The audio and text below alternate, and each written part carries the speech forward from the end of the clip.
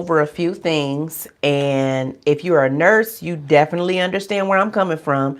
If you're a nursing student, it's okay. I'm gonna help you before it gets to be that part of your career. And if you just want to hear about it, I am all for it. So it's been a little past my every couple of week live. Every couple of week live. Every couple of My bad. So I wanted to come in here and talk about nurse burnout. So nurse burnout is definitely something that a nurse may go through her first year, second year, 30th year.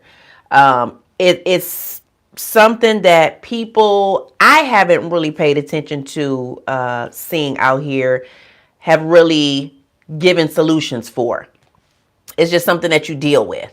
So before I get on any further, I'm going to do like a little, what did we do last time? A little question in the chat.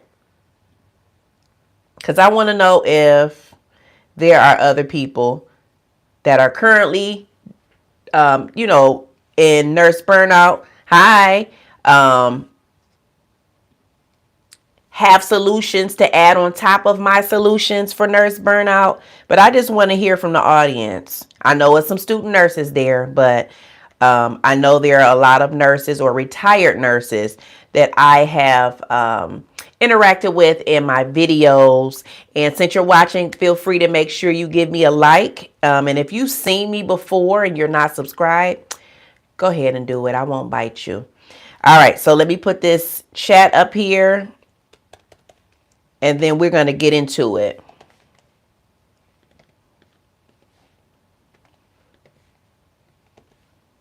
And I don't want to say encountered nurse burnout.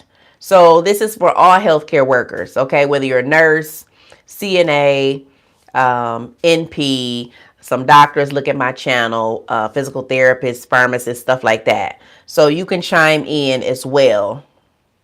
So I will put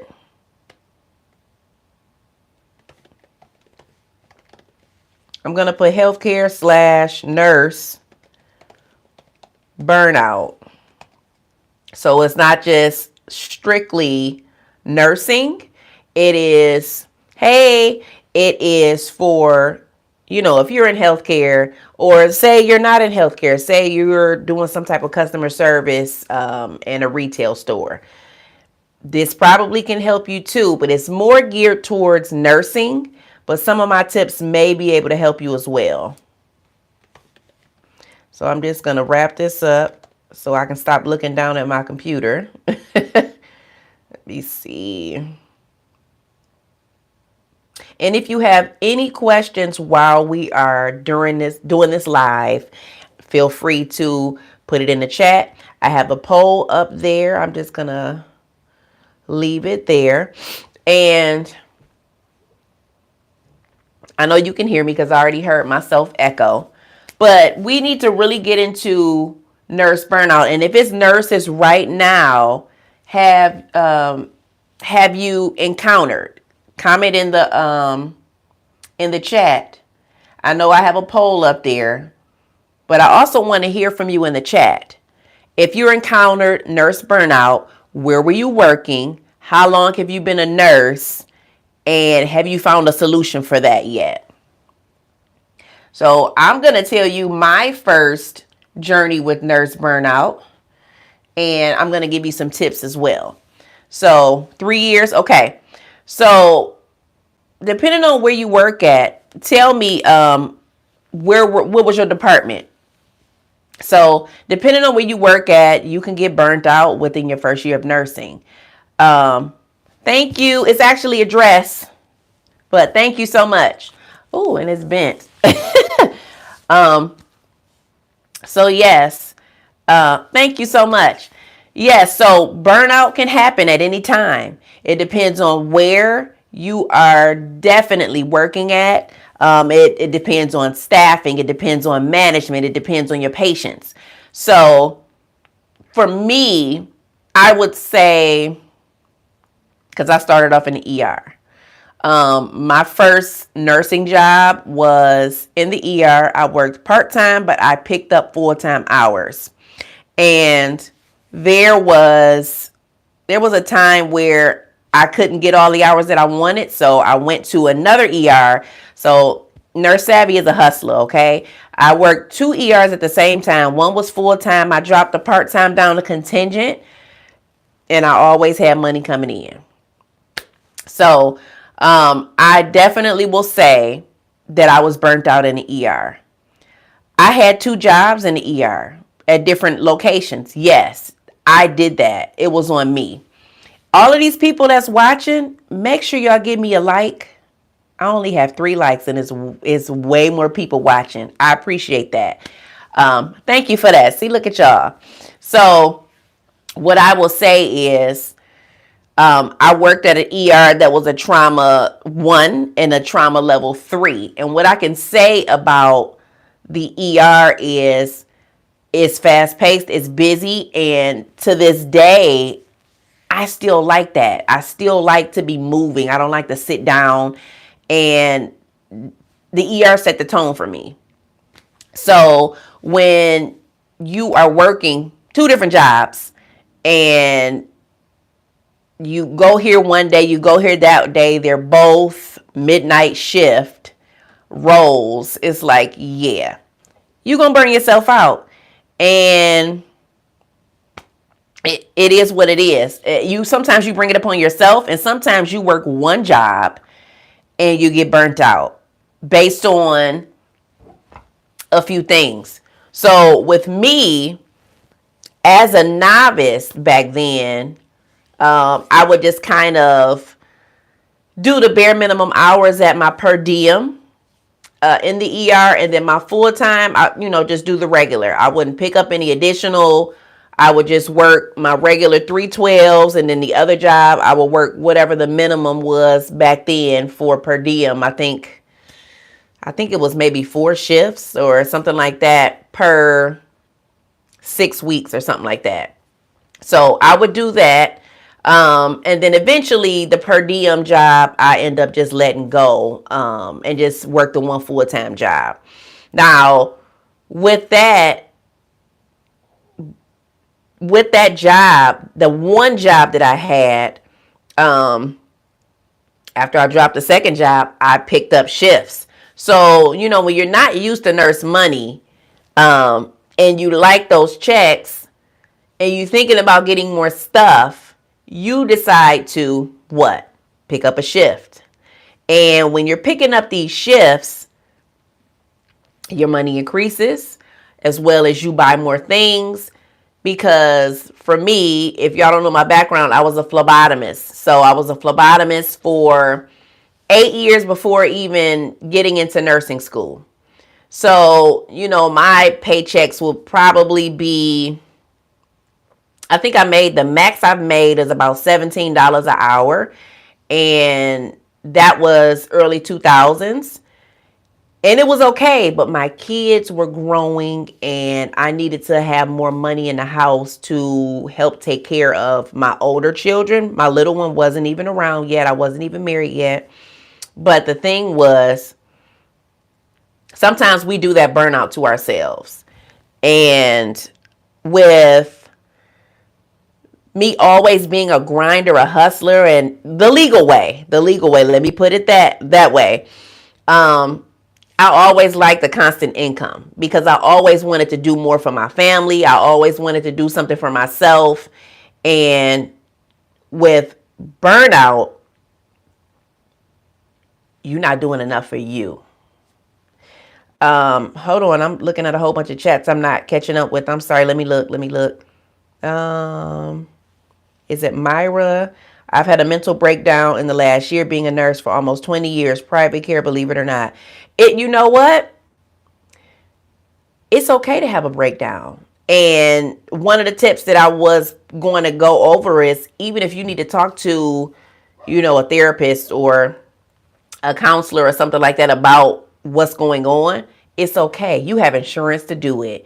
And if you love nursing, Sometimes you got to step away from certain things, but I'm going to get to that a little bit later. Let me get back to these comments. Thank you, Carlos. Let me see. I was working on night shift telemetry. You know what? BRC, for me, when I started, night shift was not bad at all. It seemed more calm, laid back. Management wasn't there, and if it was management there, it wasn't that crucial. It wasn't everybody else there looking at what you're doing. Of course, you're doing your job, but it just, you had the lights down. You set the tone for your patients.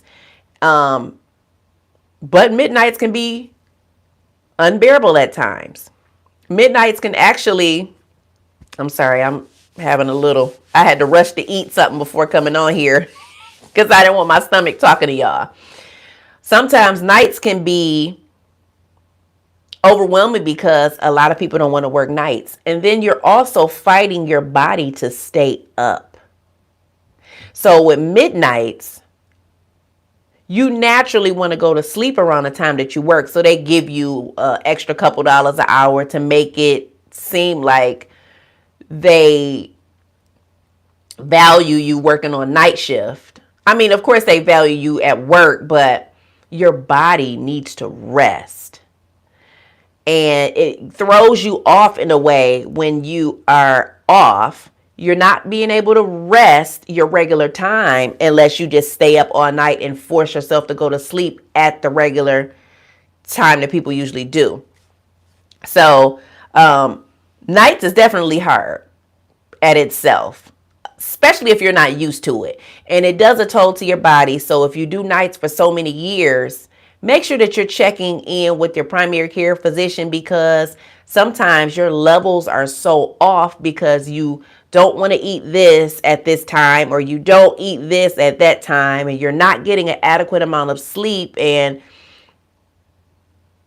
it's worth taking the $2 pay cut to work a day shift job than to get the extra $2 to work, or, I'm just saying ballpark, $2 to work and your body is beat down. Now, if you have to do it in order to get into the field, because I did, feel free to do so.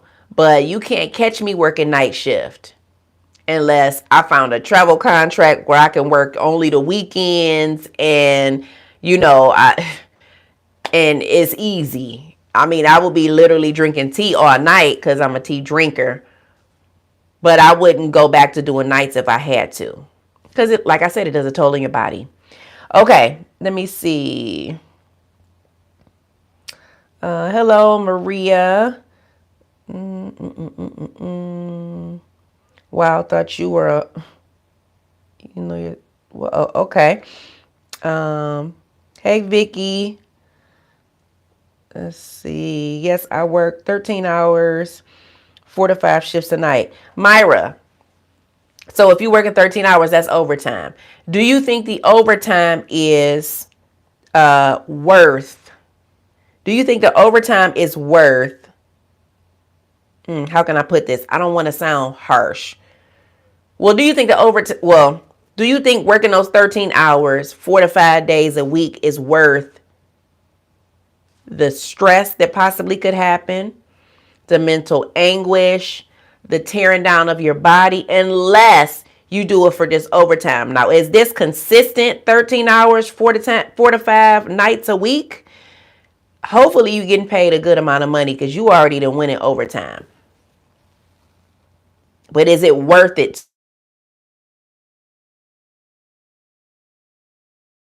Because I'm live. So, 1 second, y'all, because I hope that didn't ruin my volume. Let me know if you can still hear me, because sometimes when I go live and my phone rings, it messes with my volume. So let me know. Oh, nice. She just texted me about a job she got. Yay! Let me just let her know. Awesome. And I'm live, so I'll call her later. Sorry, y'all. Moms of adult children, it still don't stop. Okay, when your kids grown and off to college, you still their mom. They still calling you for excitement, for trauma, for everything. So I apologize, guys. A mom is always gonna be a mom. A good one at that. Okay, I just text her and she understands. She knows that I have a channel. Okay, so good. I'm glad you're able to hear me. So let me go back to my chat. And okay, so yes, at first I was younger and it was easier, but I was going on my 4th year working nights and couldn't do it anymore. I understand because working nights, my husband actually worked nights for years. Now he's in healthcare now, but when I met him, he wasn't. And they entice you with this extra money, but it's like your body is really going through it. You can actually get yourself really sick by working the wrong shift.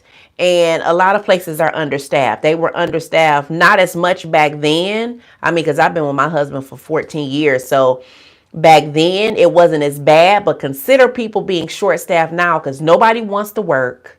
Nobody wants to do anything. And if they do, they doing bare minimum and some of them don't even help you. So imagine it's just too much. Okay, let me get back to the chat.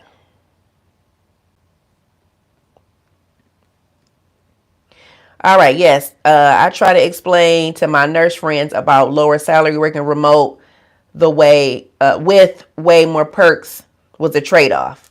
Yeah, actually, okay, BRC, it is a trade-off because you're not driving nowhere. And it's a lower salary, but what you have to do, oops, excuse me. This is my fault for rushing to eat my yogurt before getting on this video. I'm sorry, y'all. I'm not trying to belch. I'm trying to hold it down, and I'm just stopping and rubbing my chest. I'm sorry. Okay, so yes, definitely perks to it because you have to weigh out the pros, the cons when it comes to working. Now, if you have a job where you're getting paid $50 an hour, you have to drive to it, right? You work 40 hours, you work 36 hours, you already have a ballpark of how much you're getting. Now, if you're burnt out on this job and you have to you have to really think like, okay, we understaffed, I'm tired, I can't do this for the rest of my nursing career, what's going to happen?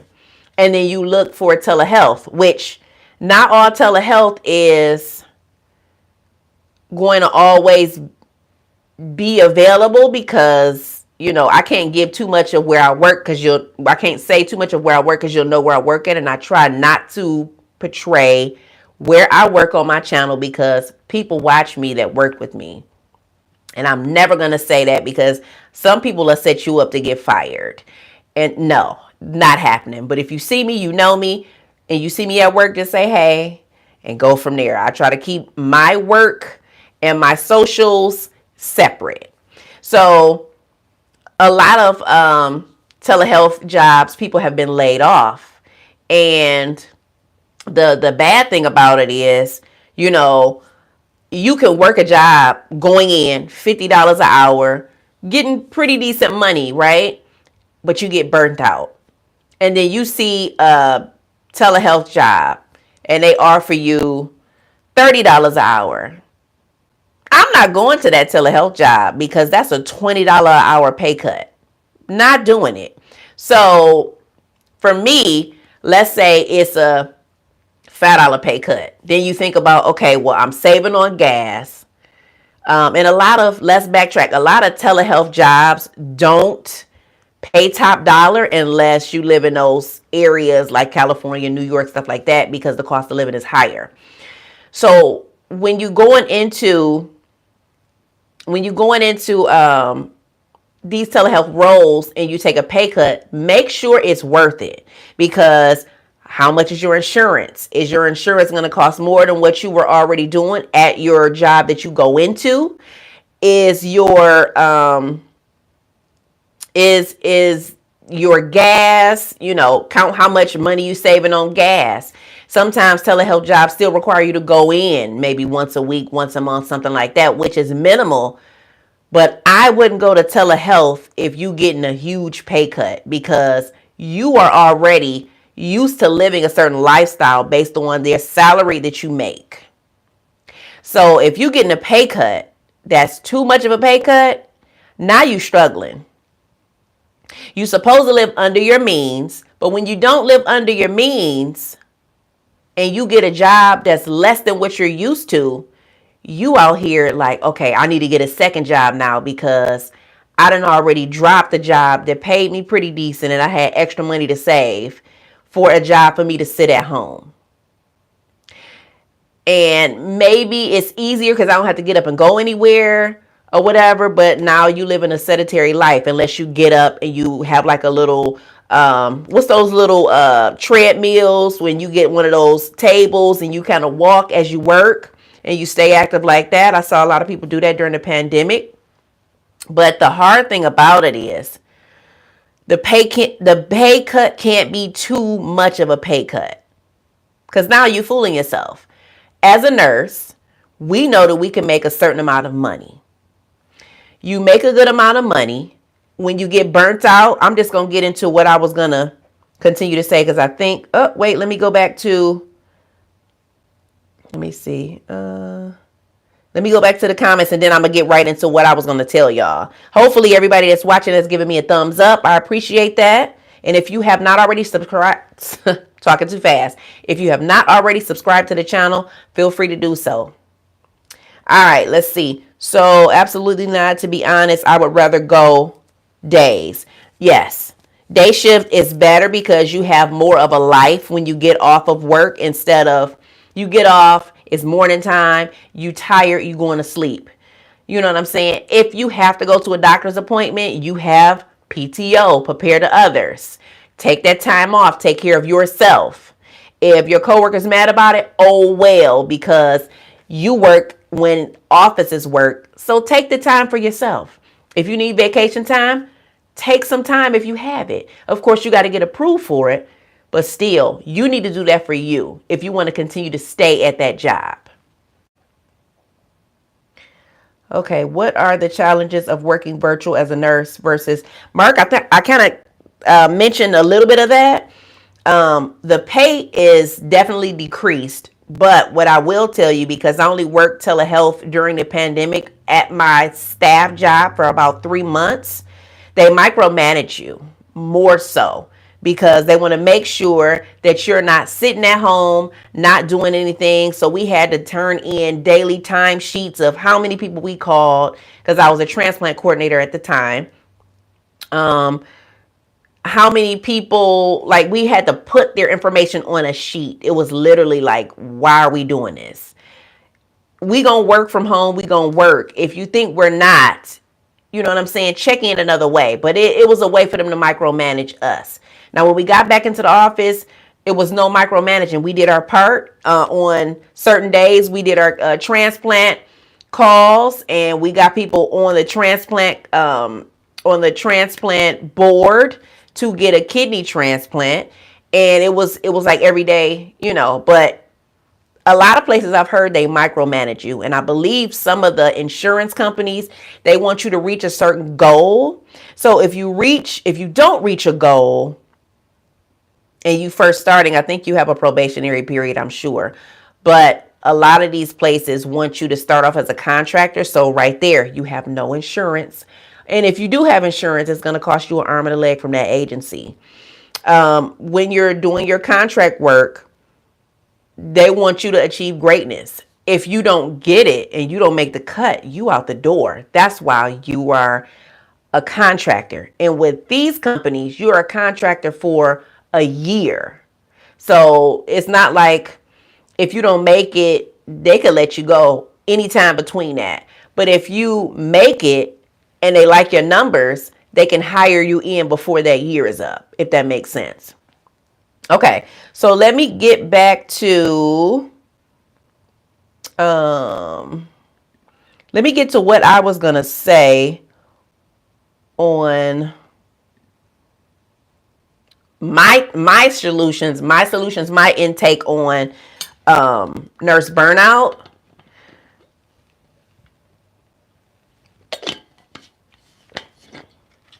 I think self-care, personal strategies are key. Okay? You're welcome, Mark.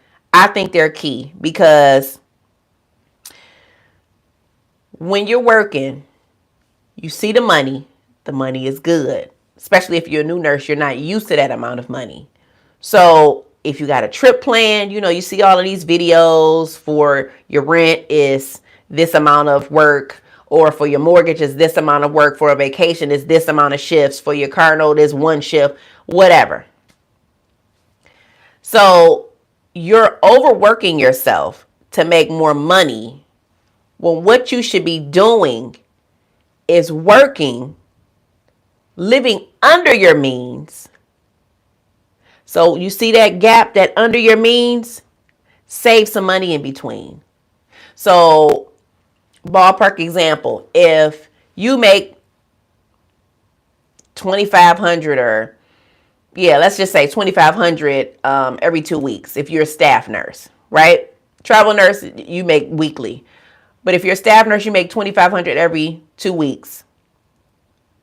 And your bills equate to, let's say your bills equate to about $1,250 every 2 weeks. So you got to pay something every time you paid, right? So that's half.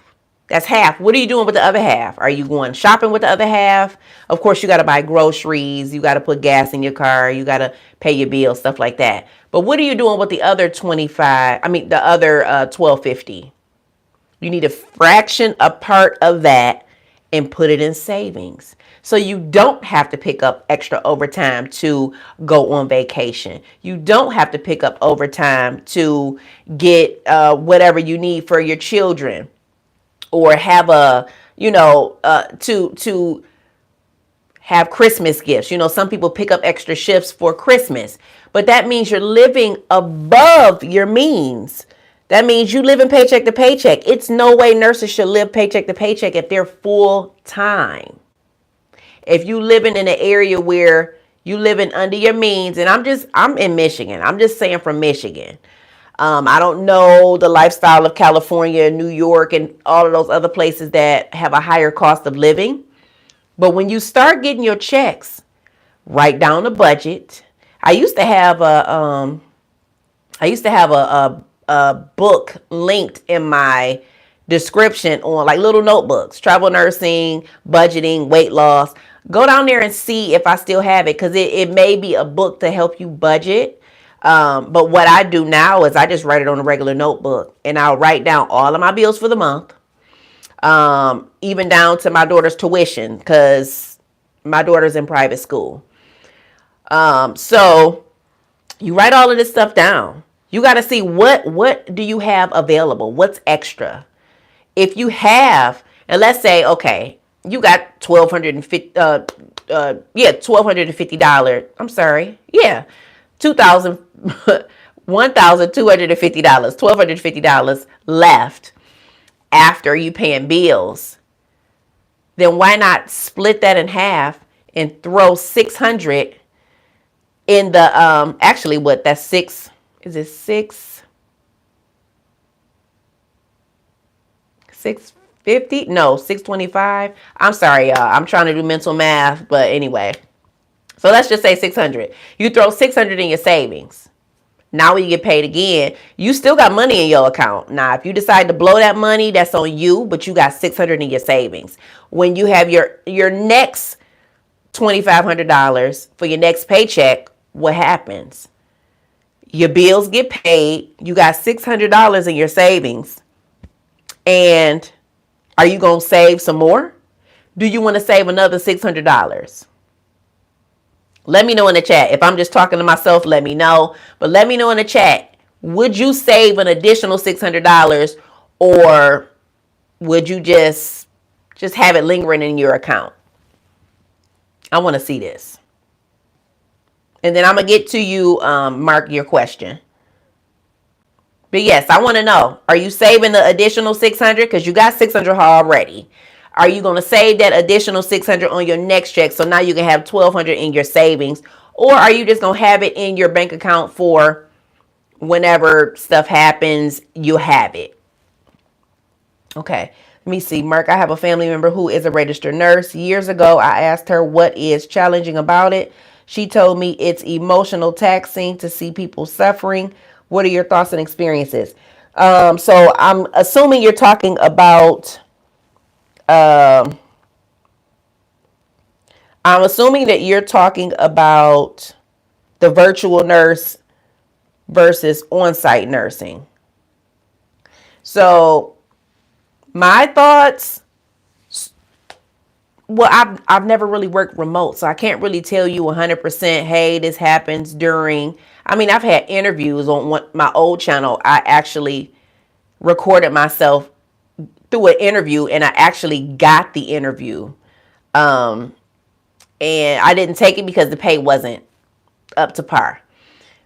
But I went over, and I wish I had that video still, but I went over what to say, how to say it, and I was literally virtually interviewing. So I had the camera pointing towards me, and you could hear our interactions. So let me see. She was an on-site. Okay, so depending on where you are, Merc, if she's an on-site nurse, staff nurse coming in, it can do a toll. It definitely can, but some people like more of a patient touch, a patient interaction, instead of sitting at home. Some people don't like to sit at home, and they're like, okay, well, all I see is these four walls, or maybe I'll go outside for a walk, but that's only if it's warm outside. I live in a cold climate. So right now, the weather want to be 50 degrees, and then the next day it'll snow, because that's Michigan weather. But some people don't really care for working from home because they like to interact with coworkers. They want to get away from their home. Maybe family is at home, or maybe they want to just get away. Now, if you stay at home by yourself, no kids, no dogs, none of that, maybe it can be something that people would like to do. But again, like I said, working from home, telemedicine, unless you're a provider, the pay is not going to equate the same as in the hospital, unless you've been there for some time, or unless you're doing some type of leadership. Okay. Yes, you will save it. Perfect. Thank you, Sarah. Thank you, Vicky. So this is why I tell people, when you start as a nurse, and a lot of people that watch me have already been a nurse, but when you start as a nurse, you're not used to that money. So you may want to go get an apartment that's bigger, a townhouse, a condo, a home. I've done it. But with that extra money, what are you doing? Like, I've been in my house for about 5 years. And it was to a point where before I even started traveling, I had a huge amount of money that I still had sitting in my account. So I would save it. I would save the extra money. And I've been in nursing. I was already a nurse for over 5 years then. So I would just save the extra money. So if an emergency happens, you still got the money. I end up putting it in a high yield savings fund. So most of these little banks that you bank with, they ain't giving you no money. You giving them money, and it's sitting there, and you're not getting any interest. Go to a high yield savings account where you're getting money every month, not pennies, but dollars, depending on how much that you have in the account. So for me, I'm like, okay, I bought my truck, my '08 Saturn Vue. I loved that car until they towed it away a couple years ago because the frame was rotted.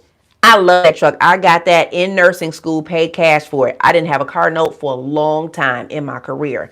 So I always had extra money on top of extra money because I didn't have to pay a car note. So it was a point in my life where I said, hey, I want to do something for myself. I'm always there for my husband, for my children, my 3 kids. Always wanted to do something for me. I've never bought a brand new car, so I got me a lease, right? I got a discount from my job, and I got a Cadillac XT6. Very first brand new car. And I'm like, I'll try this lease to see if I like it. When I had the extra money, saved it. Now, my extra money is not as much, but I still do. So treat yourself. Treat yourself, because that truck made me feel good. It was brand new, no problems. Everything was covered under warranty. My oil changes was covered. But you have to do stuff for yourself. Nursing is a part of you, but what are you doing at home? Go get your fingernails done. Don't look at mine. I'm gonna do something. I'm gonna do something later, I promise. Get your toes done. Get your hair done. I literally went to a new beautician and she pressed my hair out. She was like, you got a lot of ends. Are you ready to transition? I said, yes. She cut 2.5 inches off my hair.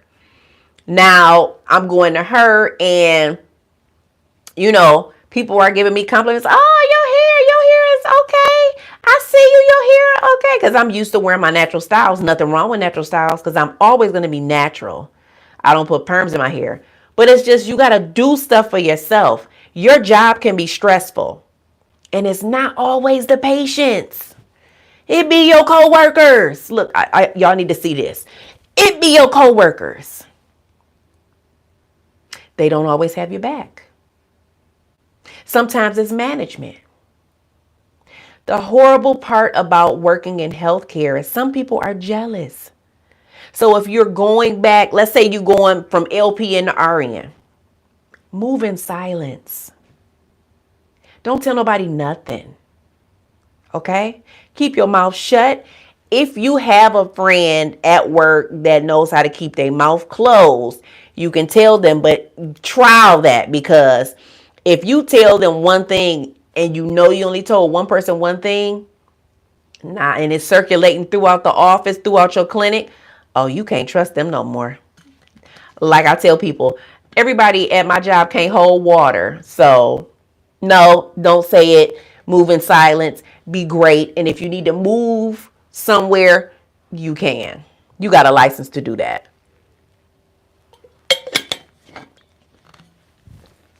They are not your friend. I did a video on that, Raymond. Coworkers are not your friend. They're your acquaintances. They're your coworkers. But you have to literally weed out the people that are jealous, that's hateful, that want to go and email management when it's a problem. You have to wean that out. You may find a gem in a friend, but it's not going to be soon as you start. You got to get a feel for people because they will throw you under the bus to save themselves. But anyway, so with nurse burnout, let's get back to it. Let me make sure I did this. I did all the questions. Nurse from Florida here, and I should be saving, but I have it lingering around and end up blowing through it. Tamra, no. Thank you for that, sir. Tamra, no. Stop having your money lingering around. If you have extra money, get you a high yield savings account. Okay? Get you one. Do your research. Go to Google. Look up high yield savings account. It's some savings accounts that will link with your bank where you can throw that money as a deposit and let it sit there and don't touch it. Don't touch it at all. So when something happens, say you having issues with your car, you got to pay for maintenance. Grab it out that savings account. If it's sitting in your account and you got a debit card to it, no, ma'am, no, sir. You need to get an account where you can't even use a card to get it out. Okay? Leave it there. because you can accrue thousands, tens of thousands of dollars by just letting it deposit and leaving it. So if something happens, or say, hey, I want to buy a house, I need down payment money, look in your savings. You'll have it. Or I need to buy a new car, look in your savings. Or I'm ready to go on vacation, look at your savings. It's no way that nobody has savings. Not saying that y'all don't, but it's no way that you shouldn't have savings as a nurse. I don't care if you living above your means. What do you have left? And this is totally out of my burnout speech, but I go with the comments, and then I go with what comes in my mind about certain things that I want to share with you. But what goes with that? So say you live right at your means. What do you do for extra money? You pick up shifts. When you pick up shifts, you got extra money. Take $100 of that extra money and put it in your savings until you can pay down whatever it is that's taking your money away. Put more money in the savings.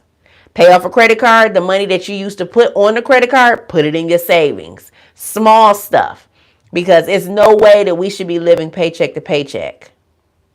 Absolutely not. If you are, because I have a video that I did, because I have a lot of shorts on my channel. I did a video, I think maybe last year. This channel was over a year old. Last year, where it was a girl literally crying about living paycheck to paycheck, but she got the newest truck. Her husband got the newest truck. Her husband is paying child support for children that he had in a past relationship, and they're living beyond their means. And she's crying because she's a nurse and all her money is gone. And she only had $200 to make ends meet until payday. It's people that make ends meet with less than that. But don't go on social media crying because you want people to feel bad for you. It's hard out here. And sometimes we make it even harder by not securing the right thing for us. Okay. Zoe, I'm thinking about doing LPN school, but I'm really nervous. What would clinicals be in daytime? Zoe, I didn't go to LPN school. I went from a phlebotomist to RN, but I'm sure that the LPN, program will be probably around the same, where, okay, I don't have to say why, what benefit is you watching my live. I don't have anybody to watch this that don't need to. But now you're spamming the account. So I'm going to simply time you out. Thanks for watching, and released, because I don't have time for all of that extra. I have time for the people that want to interact and not the ones that want to spam. Okay, so with LPN school, of course it's shorter. You have a year, but I'm sure that clinicals, you'll be with some type of preceptor. And to be honest, I don't know if it's going to be any different from RN, because I've never been through it. But for RN, let me tell you, for RN, you took your core, your fundamentals, and then the following semester we did clinical rotation. So we will go to clinicals a certain day, whichever, your instructor is. We'll go through clinicals, and that was a grade, as well as your core classes was a grade. So you couldn't pass if you didn't get one set of, if you got your fundamentals and you passed that, but you couldn't pass clinicals, you starting the whole thing over. So it becomes a 2-part grade. But if you pay attention and you ask questions, if you have questions, feel free to do so. Get some people to study with, sometimes the school will offer mentors. Get into that, because you can be nervous, but it's very doable. It's very doable, because if you're going for LPN, eventually you're going to want to go back for RN, and who knows if you want to go and get your master's. But it's very doable. It's nothing that you need to be afraid of. You got this. You got this, Zoe. Okay. So I'm going to get into, oh, it's right here. I'm going to get into A couple other things before I get back to these comments. So, like I said, for nurse burnout, self-care. Take care of yourself. Go get your hair done. You need to get your nails done, your feet done, get a massage. Take care of yourself. You are taking care of patients. And these patients need your help. But if you can't take care of yourself, you may not be a good amount of help for them, because you tired, you drained, you stressed out, you angry at people that don't deserve to get that anger towards them, because you need some me time, because you're taking your time to go to work and you're not taking enough time for you. On your off day, you're picking up another shift because you're probably living above your means. So I already gave the strategy of that. But take some time for yourself. Take a day for yourself. If you work Monday through Friday, enjoy your weekends. Those are for you. I'm enjoying my weekend. I'm doing something to talk to y'all, because usually I do this every 2 weeks. But I'm talking to y'all. And then I am going to go do some stuff with my daughter, because I'm going to enjoy the weekend. I'm not picking up no shift nowhere. No. This is me time. And if I decide to do something with family, perfect. You got to prioritize sleep. Prioritize sleep. So if you work 12s, if you work 10s, if you work 8s, if you work nights, if you work days, you have to make sure that you're getting your rest. Sometimes people are not getting 8 hours of sleep. Sometimes you get 6, sometimes you get 7. But what you have to do is relax. Say you can't go to sleep at a certain time. You only get 5 hours. Factor in a nap or something in between somewhere, because your body needs the adequate amount of rest to heal, to reset itself. You know, it's no medicine in the world that is going to take over the role of your body rejuvenating itself like sleep. I'm not saying taking sleeping pills. No, get yourself some, there's some apps out here, the Calm app, or you can go on YouTube and listen to rainwater or whatever that soothes you. You can listen to some jazz music, to whatever. Okay, go run a hot bath if you have a tub, because some places you only have a shower, but run a hot bath or rent a room, get a jacuzzi, soak, relax. This is for you. You need to prioritize relaxing, your sleep, and the proper nutrition. So you shouldn't be eating out all the time. If you don't know how to cook, YouTube can show you. Or maybe you can buy somebody's meal prep meals or something like that. But you shouldn't be going to McDonald's. Like, that's the worst place to eat.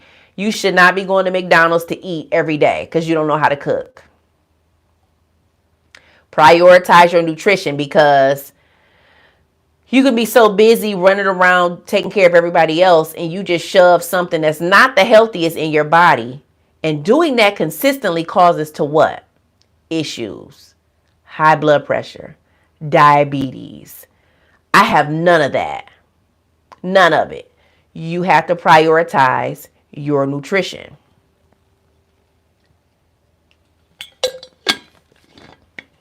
Now, the next thing I want to talk about is exercise. Now, recently there is a nurse and a nurse practitioner that I've synced my watch with when it comes to exercise.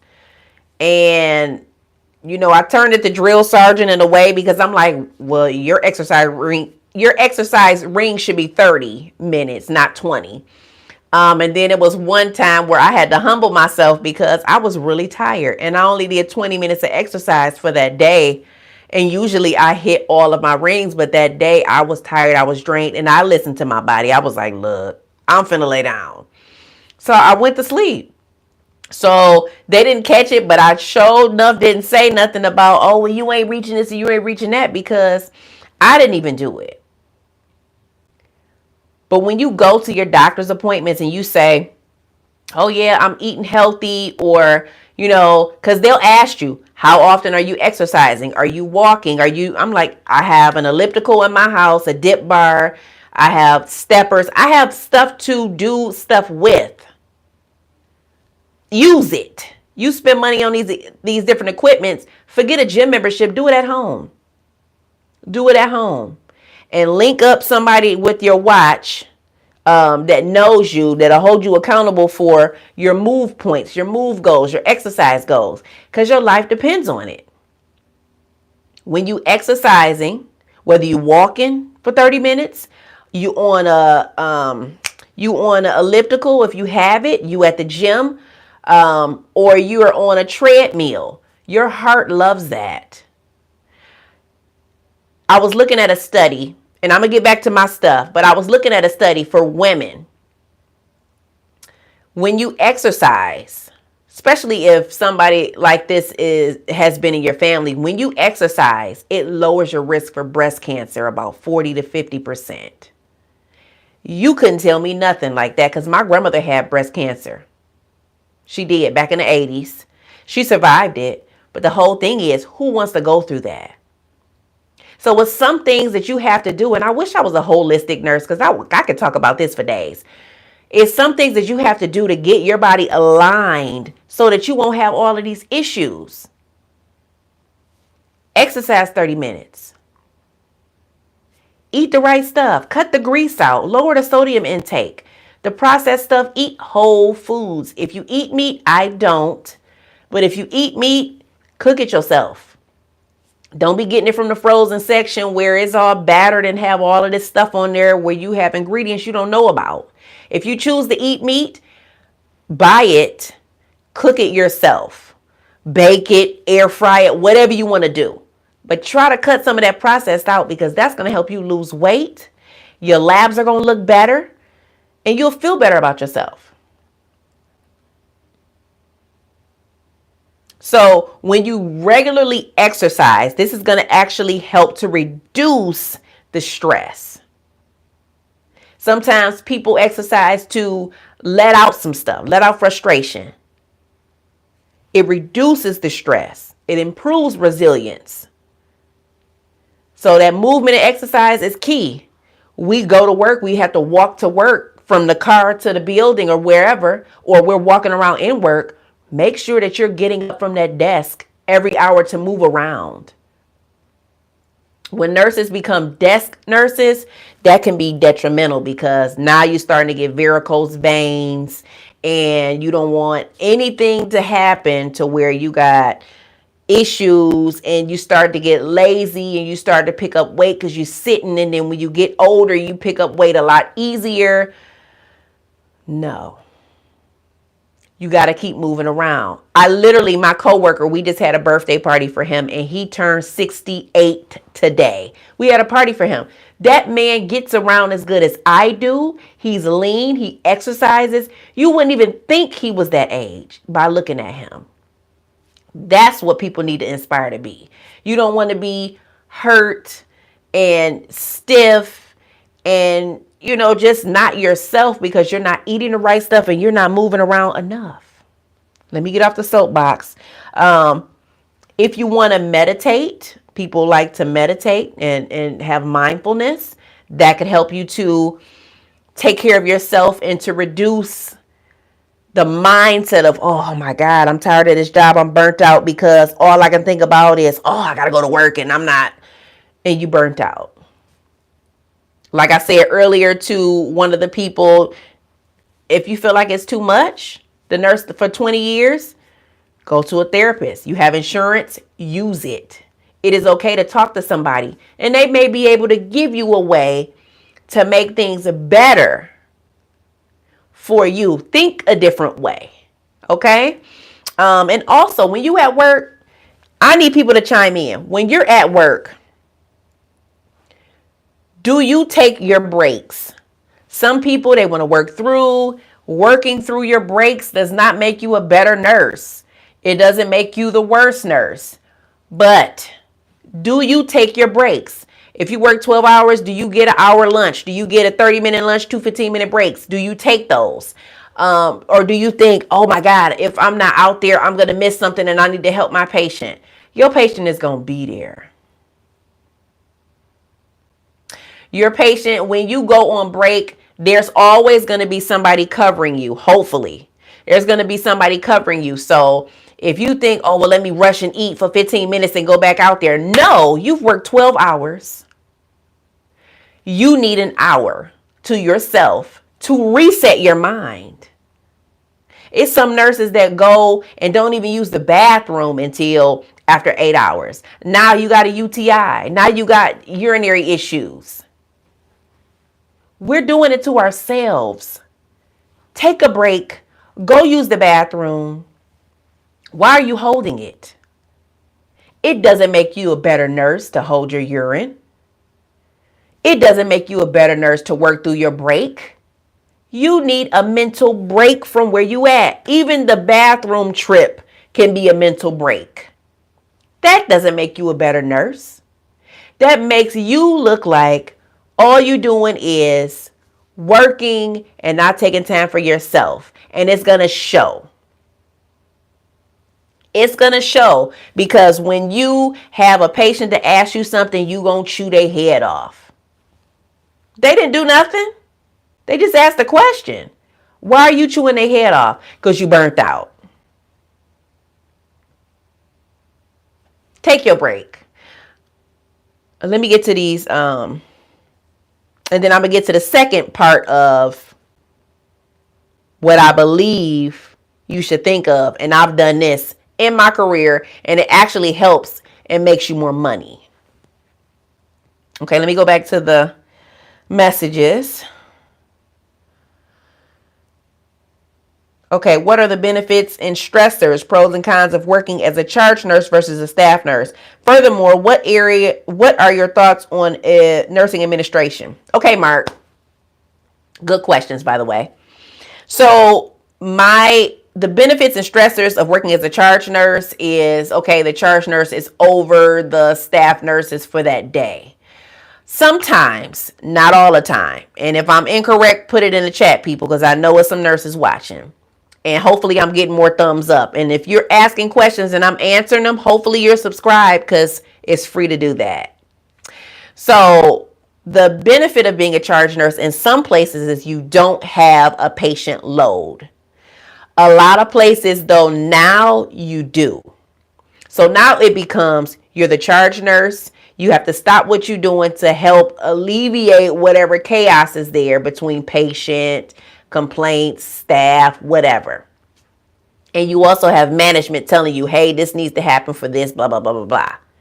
Now imagine you're doing that and you have your own load of patients. That's a no. You're overworked to get an extra $1 an hour. Because charge nurses get extra pay. I think it's just literally $1. Just like if you train somebody for preceptorship, it's an extra $1 if your company decides to pay you. I'm currently precepting someone and my company doesn't pay me. Should I continue to do it? No. Am I going to continue to do it? Yes, because I know when I'm done with this, we get bonuses for stuff like this. So that's going right on my stuff. I'm going to get that bonus. And the girl is not even that hard to precept. She already knows what to do. I'm just getting her acclimated with our unit. But anywhere else, no. I'm not precepting nobody. You're going to have to pay me that little extra $1 an hour. Especially if I'm doing it for weeks. I'm the only person that's doing it. You're going to have to pay me. But like I said, I know there's a bonus for my job. And definitely, I'm chiming into that bonus. Thanks. Okay. So yes, so for charge nurse, and I think I missed Tamara's comment. I'm gonna go back up there, Tamara, if you're watching. I'm sorry. Give me 1 second. So nursing administration. I've worked as a nurse supervisor. It could be awesome if you have the right staff and the right higher up boss. Now, as a nurse supervisor, I worked in dialysis, and the staff, they always came to me for questions. If somebody called off, they would literally call off 10 minutes before their shift. And I literally had to sit people down because I only been there for a certain time, but my manager has been there for a long time. So that means that they've been doing this for a while. No. What's going to happen is if you call me 10 minutes before your shift saying you're not coming, that's a no-show. And I said that. I can't document that, but literally you're supposed to give us 2 hours before that you're going to call off. So I said it's a no-show. Once I said that, I said, y'all know the night before that y'all not coming to work. Give us an opportunity to find staff to cover these patients that's coming every day like clockwork because their life depend on it. Once I said that, I don't know why my manager haven't. Maybe she's just trying to keep, maybe she's trying to just keep staff.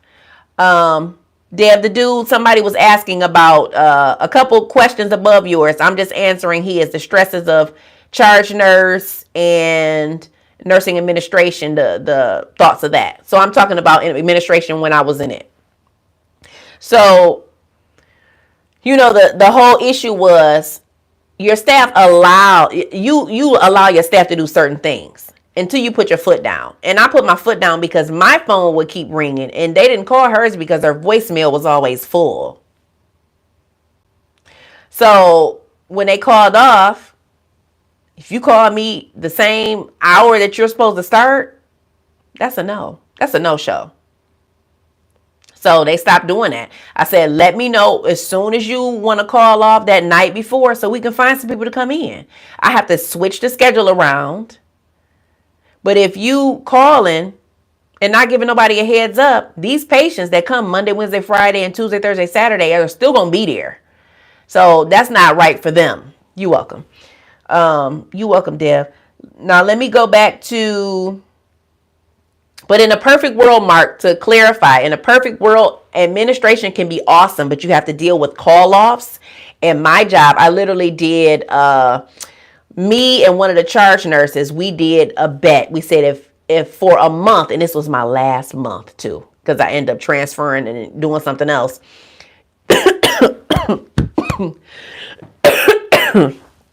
Lord, did I choke on my own breath? My spit. I'm sorry, y'all. When you, we did our own little thing. We said, if nobody calls off within 30 days, we're going to do a pizza party, and I'm going to buy the dessert, and he going to buy the pizza, and we're going to buy the drinks. So that was the thing. So we did that. Nobody called off. The last month of my time frame as a nurse supervisor at that clinic was smooth because I didn't have to juggle anybody. I can effectively do my role without any problems. And we shouldn't have to bribe the staff to come because that's what they're paid for. But it worked. So my boss higher up, she would only work maybe 6 hours, 5 hours a day, and was supposed to be there for 8. So a lot of stuff fell on me. So it wasn't the best, but I did have that experience as nursing leadership for that time frame. Okay, let me go back. Tamara, the LPN program I went to in Florida, Monday through Friday, 8 to 4 for about a year. There's also a night class as well. Did a bridge RN, just finished my BSN. Awesome. Let me see. In my LPN class, it started as CNA work mostly, like ADLs, aka fundamentals, as she stated. Okay, so maybe you was answering the question of the young lady that was asking about the LPN program. Okay. Facts. Let's see. Totally burned out. I don't want to work healthcare anymore ever again. Pamela, where are you currently working? And how long have you been there? Okay, I'm just arriving. Okay, yep, I answered that. I never call in that close to a shift start. It's irresponsible. Mimi, say it again. because our shift would be like some of the staff, our techs would come in at 3:45 in the morning because you got to set up the whole clinic to get ready for your 5 o'clock patients. Some of the nurses would come in at 4:30, and the techs are setting up the machines, cleaning them, getting them set up for the patients. And I would get a call at 3 o'clock for the 3:45, or I would get a call at 4 o'clock for the 4:30. No, I'm not doing that. Why is this put on me? Why are you calling me? Why are you not calling the manager? I can't even get a hold of the manager. So then it becomes complaints that nobody can get a hold of her, so they get a hold of me. And then I was told that I'm supposed to cover that clinic for 24 hours. I'm not on call. I don't do on-call pay. That is not how things should be. And I think they kind of winged it because they were just a stationary clinic, but they were a part of a hospital setting. So I was like, I don't like it. And we're going to get into the part 2 of what you need to do for nurse burnout, because I was definitely burnt out as a nurse supervisor because it was more for me to do than my leadership had done when it came to the staff. She did the paperwork, but when she was on maternity leave, I did the paperwork, I did the staff, and it was okay. But I needed help from other people because I wasn't even fully trained to do that. Talk about set you up for failure.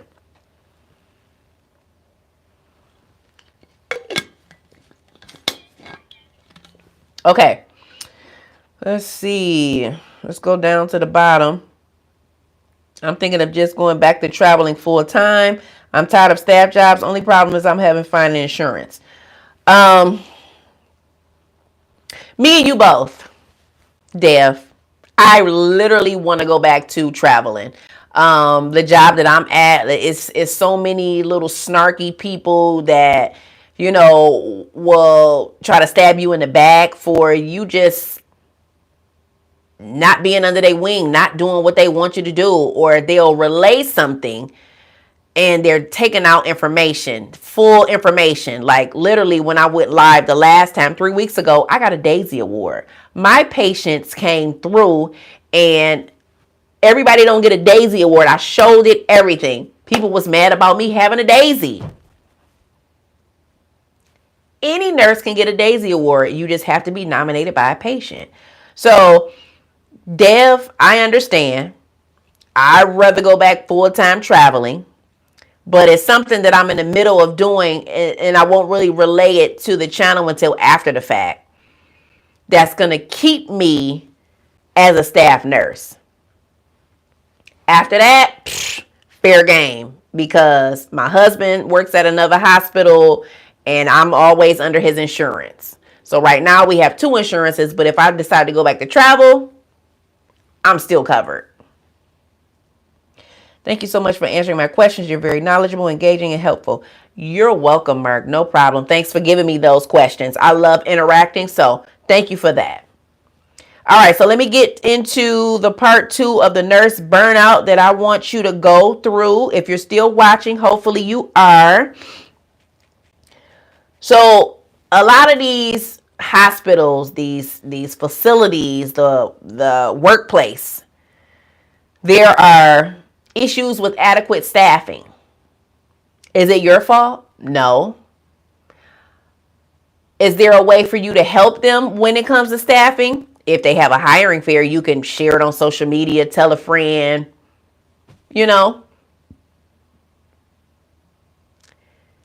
Is it benefiting you as a nurse to work understaffed? Absolutely not. That is definitely contributing to burnout. Because what management does is they'll reach out to you and say, hey, we got an open shift. Would you like to come in? I've done it. But I'm not pressuring you to pick up. I've done it in leadership. But I wouldn't say, would you want to work a whole 10-hour shift? No, I would say, would you want to pick up 4 hours after your shift? Would you want to pick up 4 hours on your off day, 8 hours? We have a whole 10-hour shift. But you don't have to pick up the whole time frame. I just want to cover the morning shift and then you can go if you want. Things of that sort. A lot of people would reach out to me because they wanted overtime, especially the techs, because the techs weren't making as much money, especially if they haven't been there a long time. So they would want to pick up. So they would reach out to me. Hey, do you have anything open? Especially the holiday. Oh, we were fully staffed on the holiday because it was overtime. So people wanted to get that overtime money. So fair scheduling we're going to talk about. I'm not sure if people do this, but some do. Now, when it comes to fair scheduling, sometimes it's mandatory overtime. Now, I've heard of that like at the car factories where they have to do mandatory overtime. For me, I've never had to do mandatory overtime. No.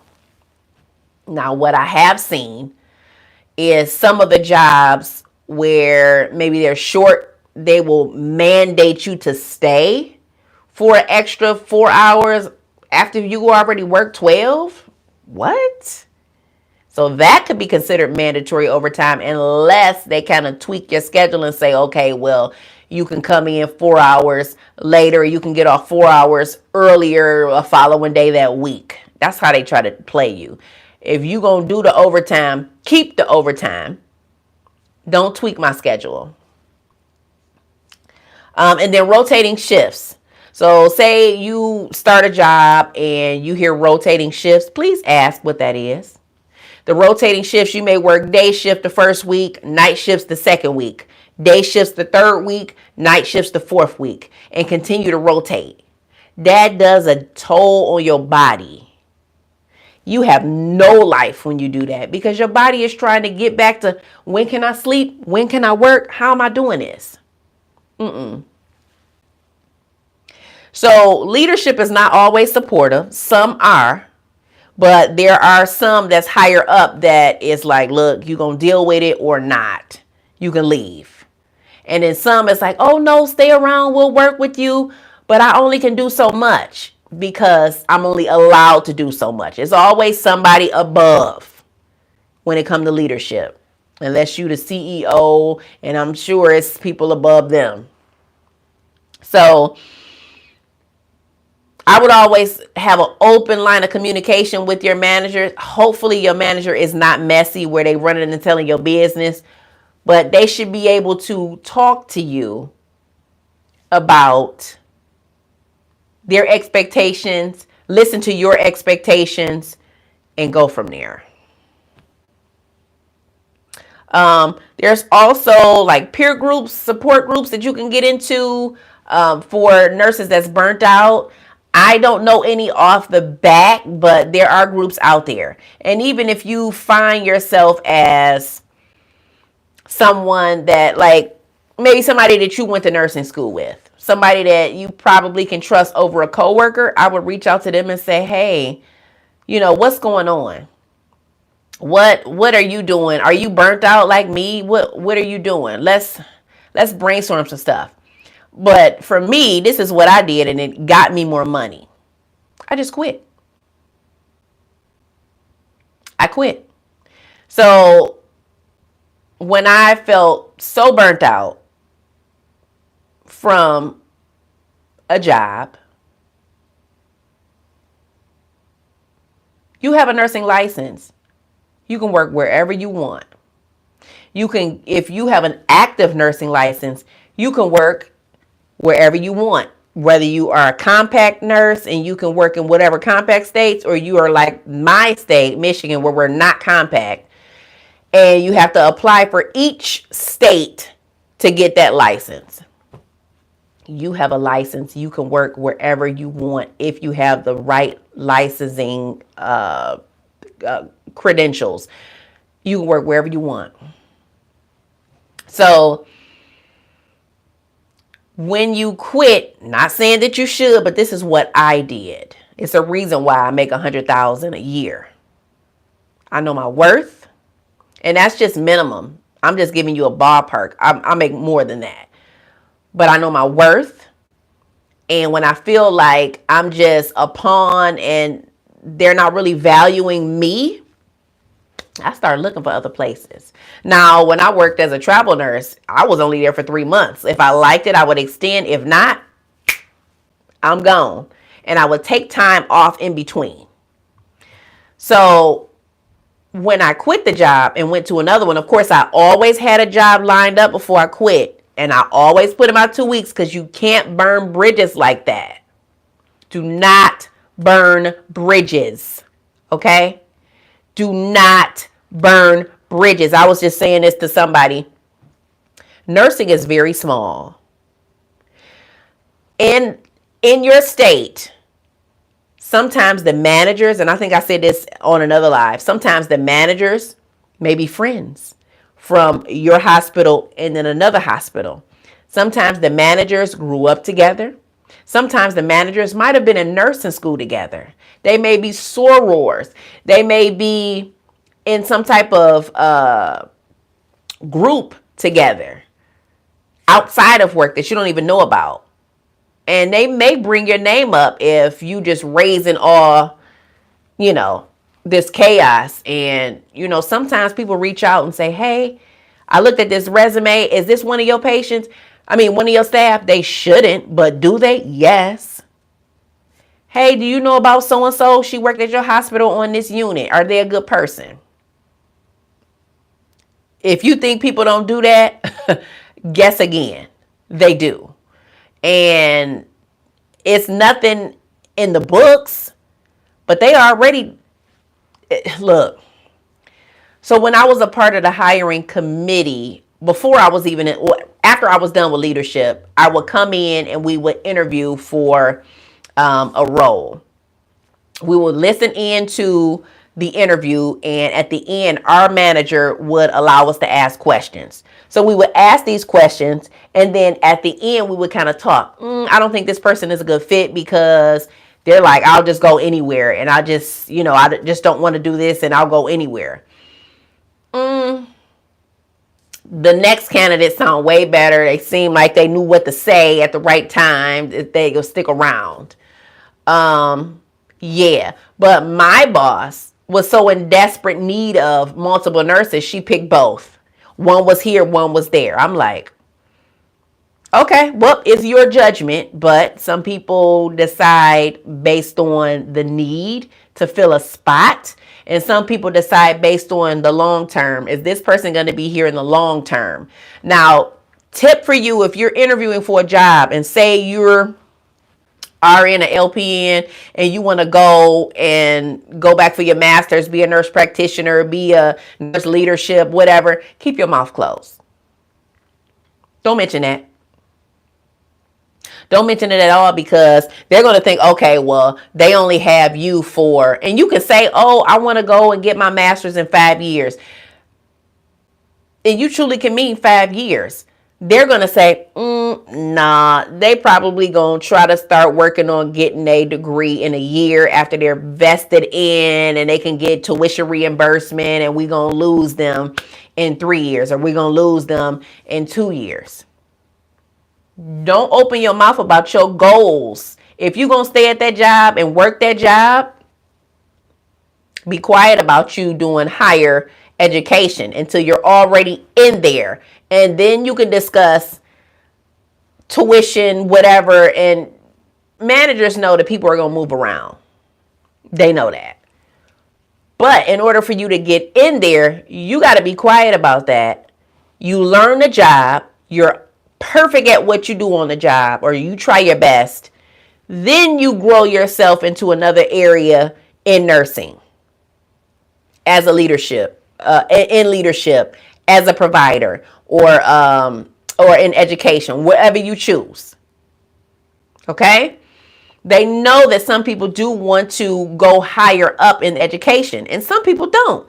They are okay with having their associate's degree as an RN for 40 years, and that's okay. My thing is, when you quit a job, say your rate, and this is nothing wrong with this.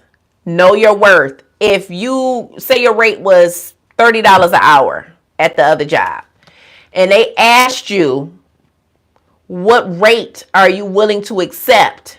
You always say negotiable. But if you decide to write that rate down and you got $30, don't tell them you make $30 at your other job. You are leaving money on the table. And when you get a job offer and they tell you how much, do you know that the amount that they give you for the offer is the lowest at their budget? They just want to see if you would bite it. So let's say, okay, well, they don't know how much, but they're going based on whatever is going on for the state and your years of experience. So I'm going to give you $30.50. No. I could have did that staying at my job. You get your little 1% or whatever. No, that's not going to work for me. So if you do decide to put how much you make per hour on a resume, not a resume, I'm sorry, on a application, or if they asked you verbally, okay, it's over 30 people watching right now. I want you to let me know how much more money should you put down. Put it in the chat. I want to know. I need to hear. How much more money will you tell them you make? If you make $30, are you telling them $31? $32? What are you telling them? I know. I'll tell you what I'll tell them. No problem. You welcome, Sandra. I'm gonna get to your I'm gonna get to these comments too.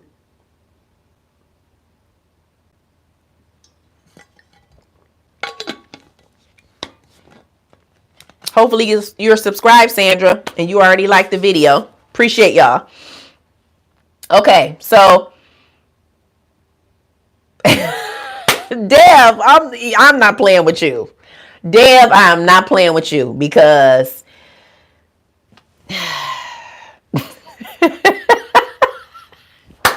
you know what, y'all smart. I don't even have to teach none of this. I don't have to teach none of this to nobody, but you know, I'm talking to somebody that may be new to the nursing game. And what I will say is, in order to, sometimes if you work, because you know, back in the day, nurses are working one place for 40 years, right? Hobbling over, back hurting, you know, doing bedside. No.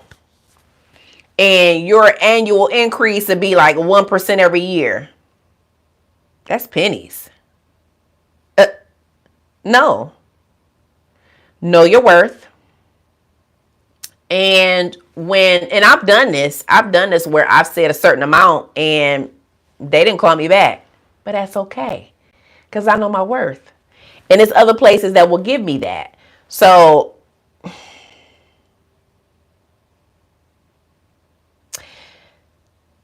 y'all over here, y'all pricing a little too high. Okay. So put it like this. If you're making $30 an hour, depending on where you are, you're probably a novice, because I started off with that. I started off with $30 an hour because I worked nights and it was a shift diff. So I made $30. That was my first nursing job. As a novice, you can't go and say, I want to make $50 an hour. They're going to be like, sorry, y'all saw my light. You can't make $50 an hour as a novice unless you're in those states that pay that money. So what I would probably do is I would probably increase it maybe $3 to $5. So let me see so 35. Yeah. Yep. I would probably do that. And Dev, if you made 30, I would tell them 45. You know they're not going to go to that $45. Now, there was a situation where they needed somebody that was part-time and they wanted me to do something. And I think they asked me how much. And I'm like, well, based on, you know, this is no insurance. So it's kind of per diem. I want 45. And they ghosted me. They never even called me back. But it's okay because I ended up finding a travel contract and went from there. So yes, rounding up to 40. I'm saying I should have said this before. I'm talking about a novice, somebody that's been a nurse less than 5 years, and you coming from one place and you make $30. Say you only got a year under your belt. They not giving you $50. They not giving you 45. They may give you 33. They may give you 35. But when you negotiate, this is a part of you when you got the job offer. Perfect. But I'm sorry, I got a whole bunch of, maybe I'm breathing in too much air. I'm sorry if y'all heard that. But if you're negotiating, because HR is going to give you the lowest of the budget, you want them to raise that up a little bit because they're short staffed. They need you. So if they say $30.50, you still touching what I had. Let's say about 33, 35. What if they can offer you 37? And that's at max. If you tell them 35, you got it.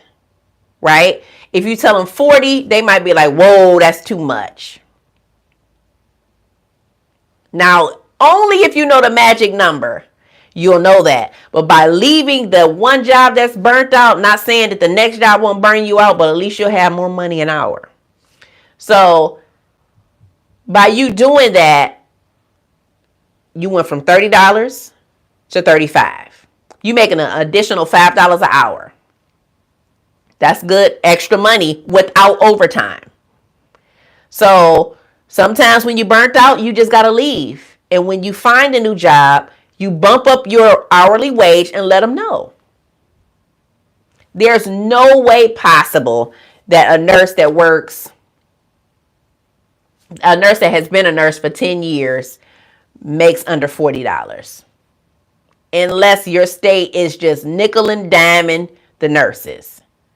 You cannot make less than $40 an hour. Not an RN. Why? If so, you may need to, I'm going to let you do that, because if it's okay for you, if that amount is okay for you, fine. But $40 is a very low amount for a nurse that has been nursing for 10 years. That's all I'm going to say. Let me go back. So yeah, y'all. Y'all over here, $50 an hour. If you made 30, you want a $20 increase. If they go do it, then do it. But that'll scare some people away. Okay, let me see. Let me go back up.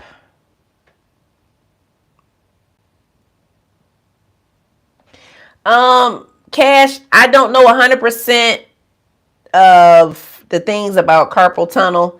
You got to reach out to your provider. Because I'm a nurse. I'm not a nurse that works with patients with carpal tunnel. So I don't really have that additional knowledge. And I'm not going to try to make anything up because that's just not me. Okay. Hi, I'm 42 with a 4-year-old. Where should I start? Always wanted to be a nurse.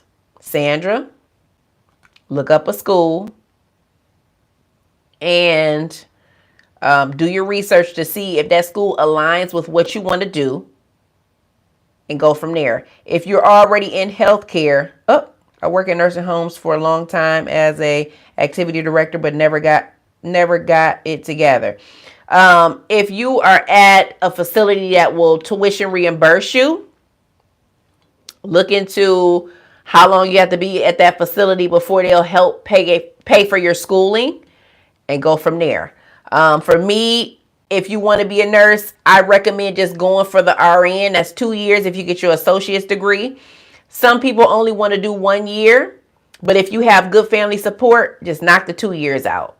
Because if you go from LPN, which nothing is wrong with that, you go from LPN, you get 1 year in, you start working, you get a little bit of nurse money. You want to go back, you go for RN, you get a little bit more nurse money. But the whole process is knock it out so you don't have to wait a little longer to get the increase in pay.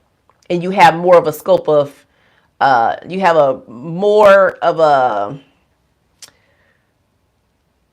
higher scope for your patients than with LPN. LPN may just be focused on one thing, task oriented, but the nurse is, the RN is thinking about the whole person, if that makes sense.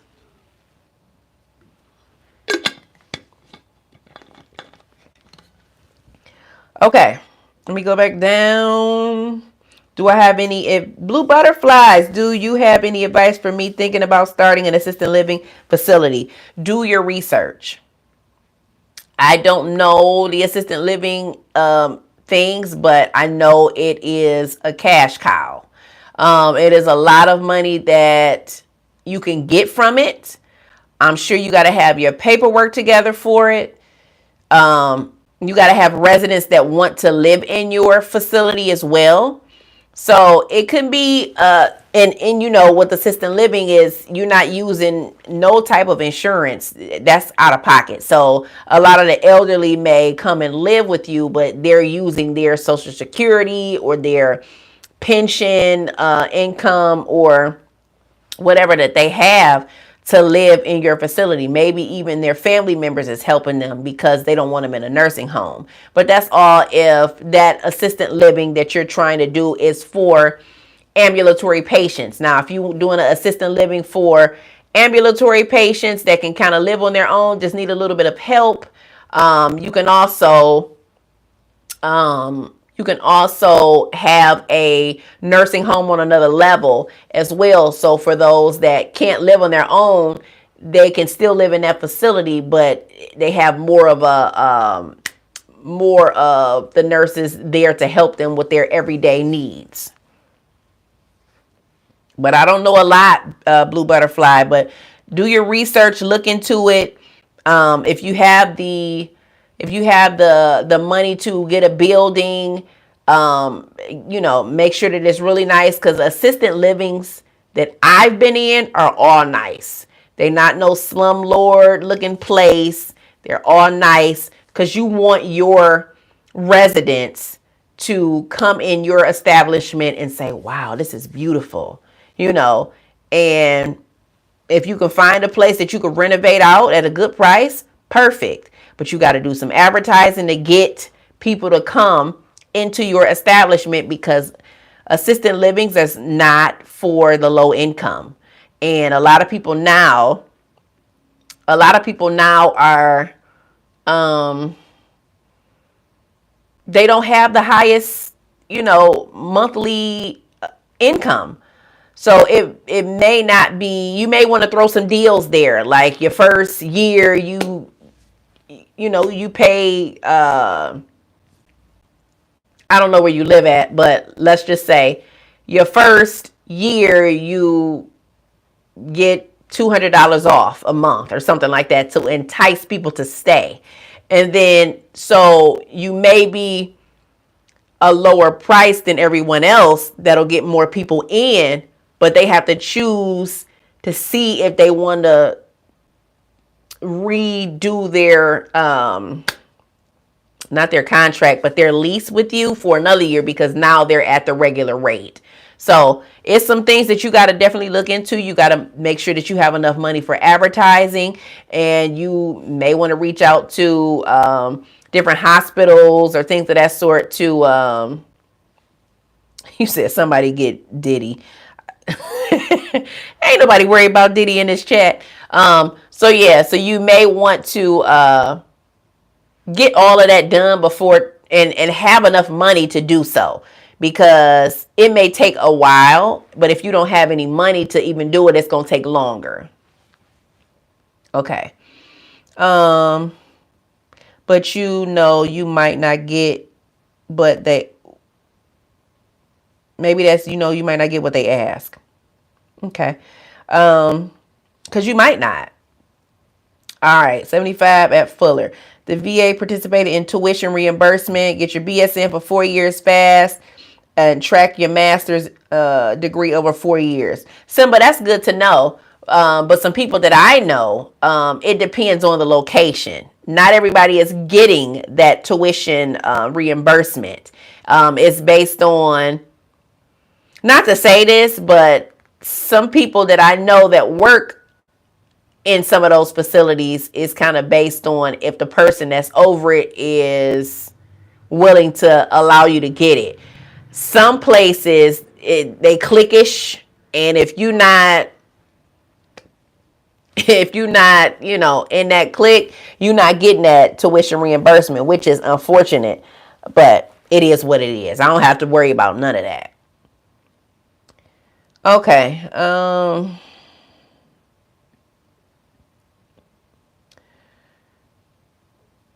Nope, I'm not in Chicago.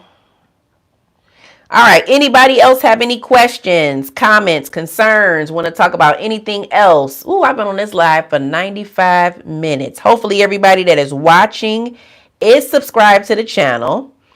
And I really appreciate everybody that's on here, but I do want to leave a little bit of time so that if you wanted to say something, if you wanted to subscribe, if you wanted to share this with someone, you can definitely do it. But it was, let me get to the poll. So let's see. This poll, I asked, have you ever encountered healthcare/nurse burnout? Because remember, I don't want it to be so geared to nursing because there's some people that want to become a nurse that's not a nurse yet. So 64% says yes, they have encountered nurse or healthcare burnout. And 36% says no. Okay, let's see. Deb the Dude, what all specialties have I done? Okay, so Dev, I started off in the ER. Worked in 2 ERs at one time. I kind of said it a little bit earlier. I'm not sure if you caught that. And then I worked in the ICU. When I worked in the ICU, I was pregnant with that little girl that's in my my profile picture. Yeah, she's 6 now. Injured myself because I thought I was Wonder Woman. I don't know why, but when you work in the ICU, you may not always have a tech available. I think we had one tech that covered all of our ICU, all different sides of it.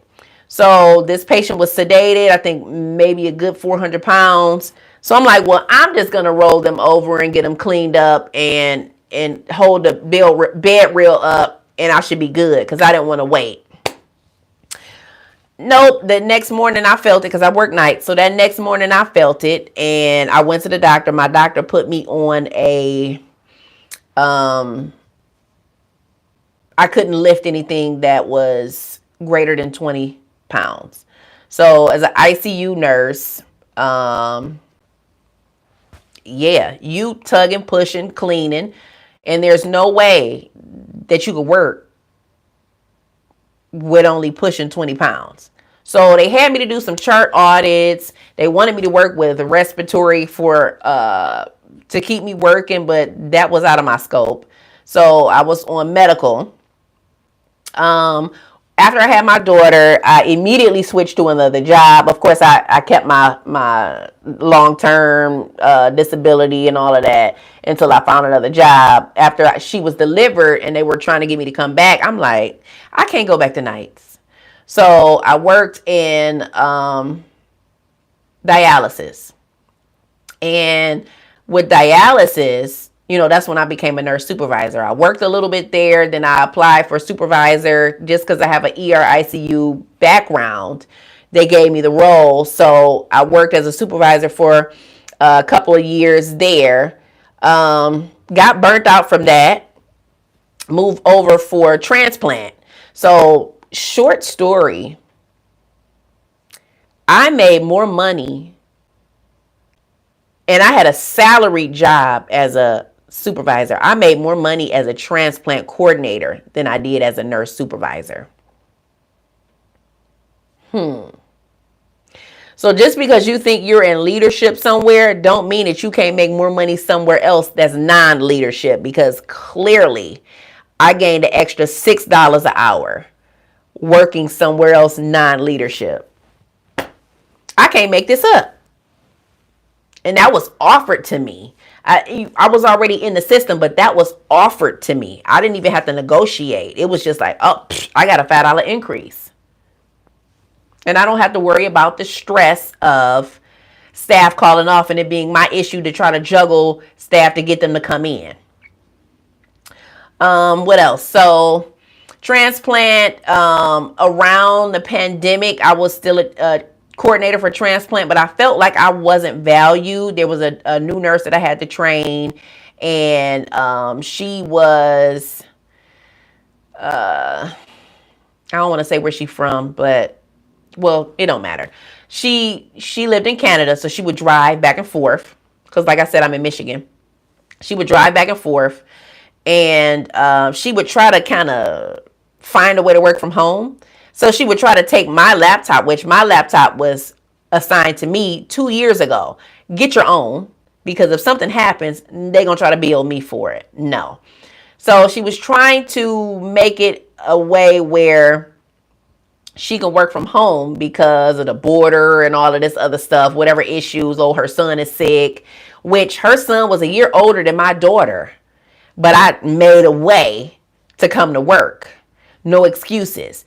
But when I kind of pulled my boss to a side because we had that relationship, I'm like, look, this girl is trying to play you.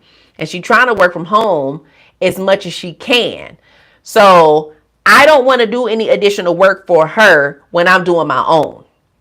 I trained her. She had her portion of people to do. I had my portion of people to do.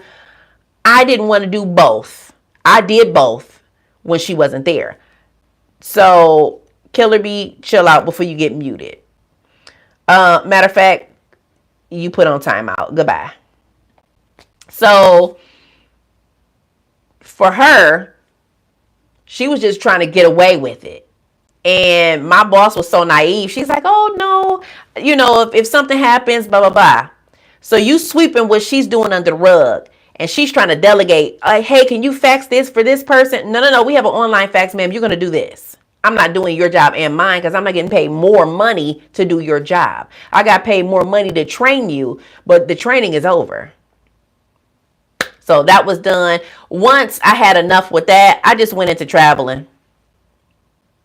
So and with some places when you travel, they'll train you. So I did case management for a while. I ended up working at one of the cancer centers because in the ER I access PICS ports.